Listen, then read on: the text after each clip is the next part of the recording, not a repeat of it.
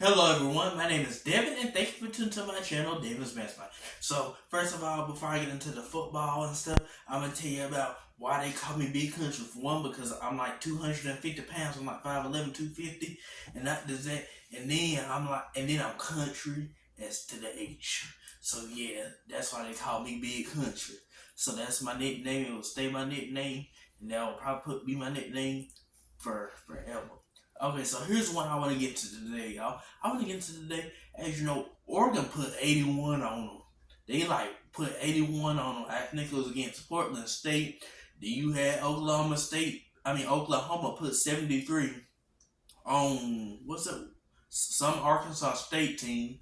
That was horrible. Then you had Syracuse beat a Colgate team, I think 65-0. And then you had a Washington team. I think Michael Penix Jr. is definitely a contender for the Heisman because he had 5 touchdown passes, over 300 yards, and I think he rushed for a good bit too. So I think he's definitely gonna be in the Heisman mix. So can't wait to see that brother go into the Heisman and everything. And what was that? You said Arkansas and WCU. Who is that? No, I said Arkansas State and Oklahoma. Okay, my bad. But either way, Arkansas and whatever won 56-13. KJ Jefferson, I think, had like a good game in that. Either way, I'm gonna get back to the Washington football team, Washington Huskies football team. As you know, they won 56-19, I think. So, like I said, I'm gonna be shocked that they're a contender for the CFP, which they almost were last year. Since that they lost to Arizona State. And UCLA really messed them up. But otherwise than that, they probably would have won the Pac-12 championship, and they probably would have been in the CFP for the second time since 2016, where they lost to Alabama 24-7 in the Sugar Bowl, I think. So next up, I want to get into, as you know, my LSU Tigers. Well, they suck. They suck. I mean, they let Florida State put 45 on them. Last year it was an unranked game. It was unranked because I don't think nobody was ranked that time. This time, this game really mattered. It determined who's going to probably win that conference championship, if not possibly go to the CFP. And LSU showed that they can't beat Alabama or Mississippi State. Now, Florida State, they showed that they can beat Clemson at Clemson's house this coming in the next 3 weeks. And here's what I want to say to this. I don't know why LSU let Coach Edo go. To me, he was doing pretty good. And I understand he really had one horrible season because 2020 didn't count because it was like COVID year for everything. So really, he only had one bad year, which was in 2021. So then he only had one bad season. But the thing is, LSU didn't even give him no chance. And let me tell you something. Brian Kelly is overrated. And the reason why I say Brian Kelly is overrated, it's because for one, when he was at Notre Dame, he could never win the big games. And I think in 2010, they played Michigan State. They lost that game by 3 over a fake field goal of a touchdown.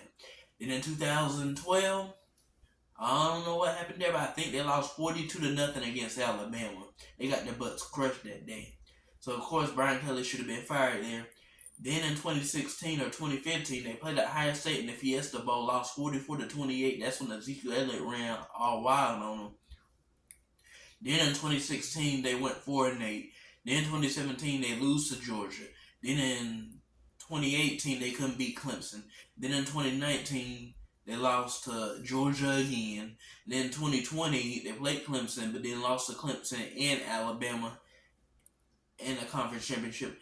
Then I think he left in 2021. He only played for a little bit. He lost to freaking Cincinnati.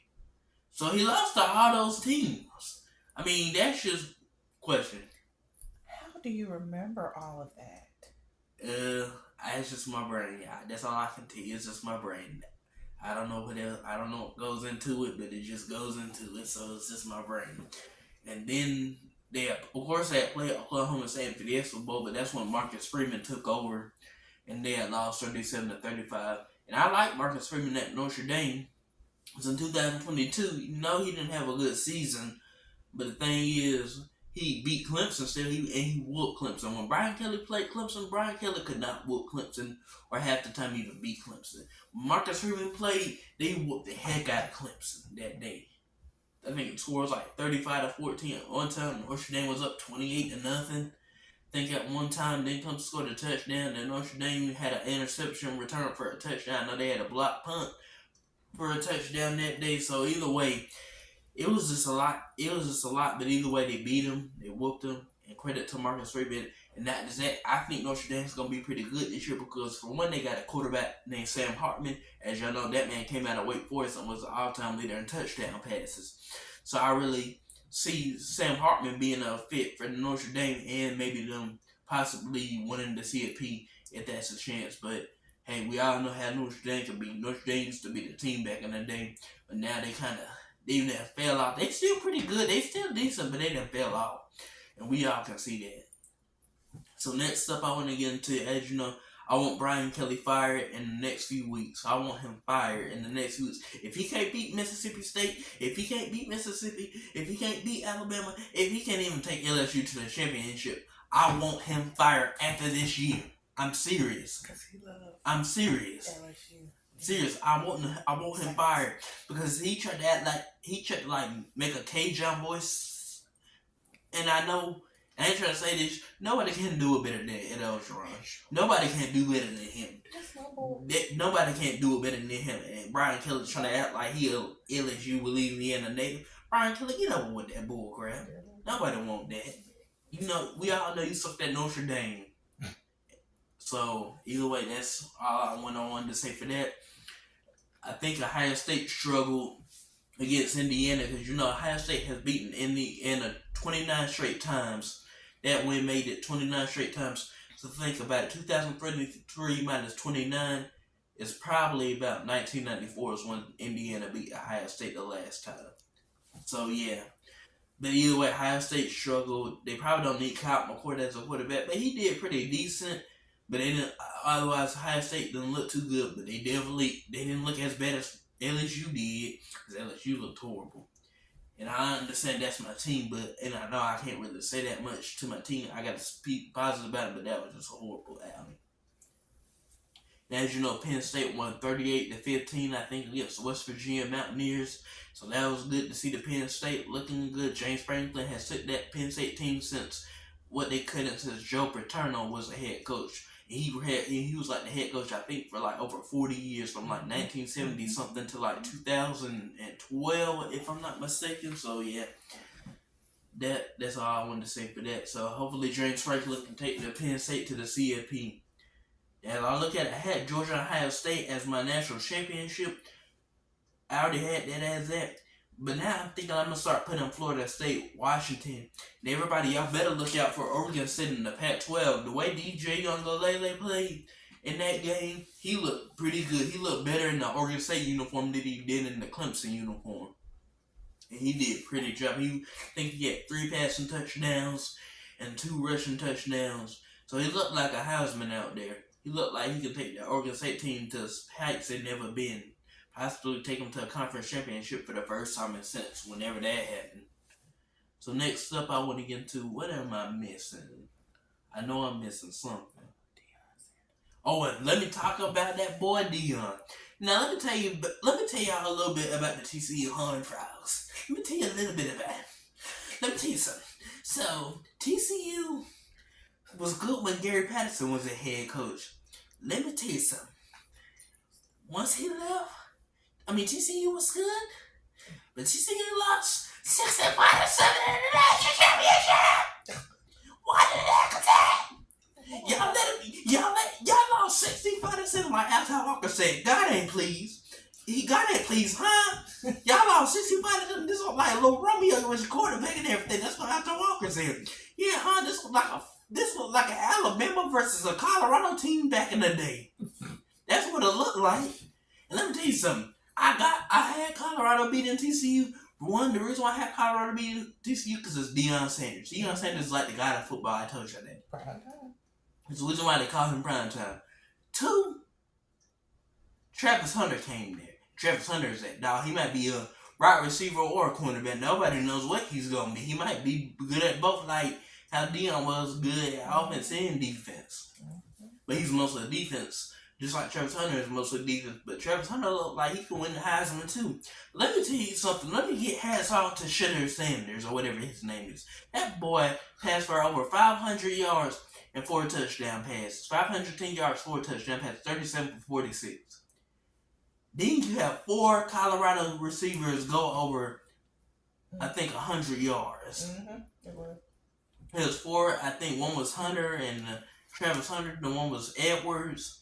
Then one, and the other 2 I kind of forgot, but as soon as my mama probably pulls that up, she'll let me know who had over 100 yards. The 2 other receivers that had over 100 yards. But either way, like I said, hats off to Colorado. They won that game and they shocked everybody. And I already have I looked at the predicament of how Colorado might go. I have Colorado at a 7-5, 8-4. I know that's not good. That's pretty decent for it to be Deion Sanders' first year if that does happen, because they're definitely going to whoop Nebraska. And let me tell you something about Nebraska. I don't know what happened to Nebraska football. Nebraska Cornhuskers, they used to be stuck back in the day. They had Johnny Rodgers and all those people. But let me tell you something. After they left that Big 12, Nebraska just being crappy. They ain't been good. They don't look good. I mean, they're losing to freaking Minnesota. They could have won that game. I mean, with Nebraska, and there's a head coach named Matt Rule. But let me tell you something. Will Nebraska ever rule again? I don't think so. If that does, that's going to have to be when I'm dead. I'm just saying. So either way, that's it for that. As y'all know, the NFL, Clemson's Duke on. I'm going for Duke. And I know y'all like, why you going for Duke? I just like to see the underdog win. I like to see it upset. And Clemson don't even look that good, really. That no more ever since that. Ever since they lost to Ohio State in 2020, I think, what was it, whatever bowl game, as you know, I'm just saying, I don't think Clemson might be good. They can probably go to the CFP, but if Clemson wants to show that they're a CFP contender, they got to start by beating Florida State. That's their main one. Then possibly beating South Carolina. Let me tell you something about South Carolina. South Carolina is trash. Spencer Rattler is trash. Shane Beamer is trash. All of South Carolina is trash. South Carolina is definitely a basketball school. And as you know, back in 2016, South Carolina men's basketball went to the Final Four. And then the women's basketball is off the charts. So, South Carolina is definitely more of a basketball school. And here's the 4 wide receivers. Dylan Edwards, Travis Hunter, Xavier Weaver, and Jimmy Horn Jr. Those are the 4 wide receivers that went over 100 yards in that game. That's the first time Colorado has ever had that and has had a 500-yard passing.